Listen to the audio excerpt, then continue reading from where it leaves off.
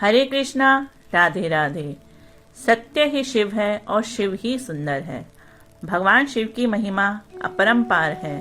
भोलेनाथ को प्रसन्न करने का ही महापर्व महाशिवरात्रि है, जो प्रत्येक वर्ष फागुन मास में कृष्ण पक्ष की चतुर्दशी को मनाया जाता है।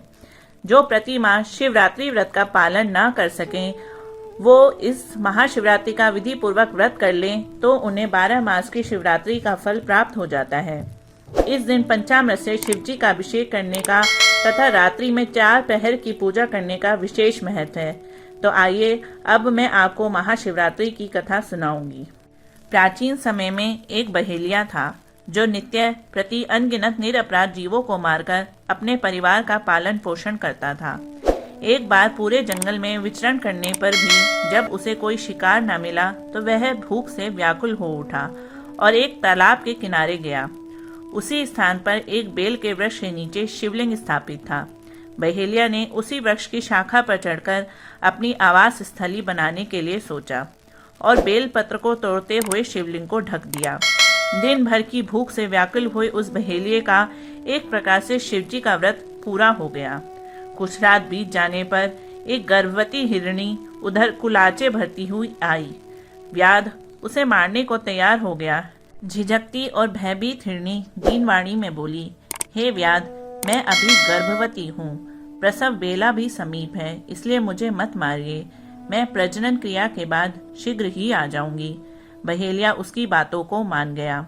थोड़ी रात और व्यतीत हो जाने पर दूसरी मृगणी उस स्थान पर आई। बहेलिया के निशाना साधते ही उस मृगणी ने भी निवेदन किया, मैं अभी ऋतु क्रिया से निवृत्त सकामा हूँ, इसलिए मुझे पति समागम करने दीजिए। मारिए नहीं, मैं मिलने के पश्चात स्वयं तुम्हारे पास आ जाऊंगी।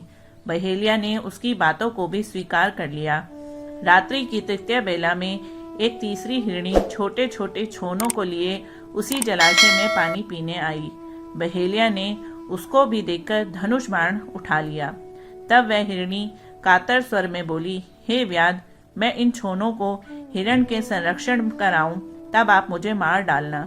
बहेलिया ने दीन वचनों से प्रभावित होकर उसे भी छोड़ दिया। प्रातः काल के समय एक मासल बलवान हिरण उसी सरोवर में आया। बहेलिया ने पुनः अपने स्वभाव अनुसार शरसंधान करना चाहा। यह क्रिया देखते ही हिरण व्याध से प्रार्थना करने लगा, हे व्याधराज, मुझसे पूर्व आने वाली तीनों हिरणियों को तुमने मारा हो तो मुझे भी मारिए, अन्यथा मुझे भी छोड़ दीजिए। मैं भी उन तीनों का ही सहचर हूँ। हिरण की करुणा में वाणी सुनकर बहेलिया ने रात भर की बीती बात कह सुनाई और उसे भी छोड़ दिया। दिन भर उपवास, पूरी रात का जागरण और शिव प्रतिमा पर बेलपत्र गिरने के कारण बहेलिया में आंतरिक पवित्रता आ गई। उनका मन कोमलता में बदल गया और हिरण के परिवार के लौटने पर भी उनको ना मारने का निश्चय कर लिया। भगवान शिव शंकर के प्रभाव से उसका मन इतना पवित्र हो गया कि वह पूर्ण अहिंसावादी बन गया। उधर हिरनियों से मिलने के पश्चात हिरण ने बहेलिये के पास आकर अपनी सत्यवादिता का परिचय दिया। उनके सत्याग्रह से प्रभावित होकर व्याध अहिंसा परमो धर्मे का पुजारी बन गया। उसकी आंखों से आंसू छलक गए और पूर्वकृत कर्मों पर पश्चाताप करने लगा। इस पर स्वर्गलोक से देवताओं ने व्याध की सराहना की और भगवान शंकर ने 2 पुष्पक विमान भेजकर बहेलिया तथा मृग परिवार को शिवालोक का अधिकारी बनाया।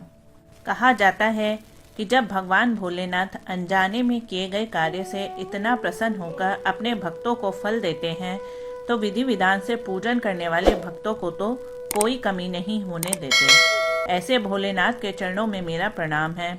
मैं सह परिवार आपकी शरण में हूँ। हर हर महादेव, हर हर शिव शंभु।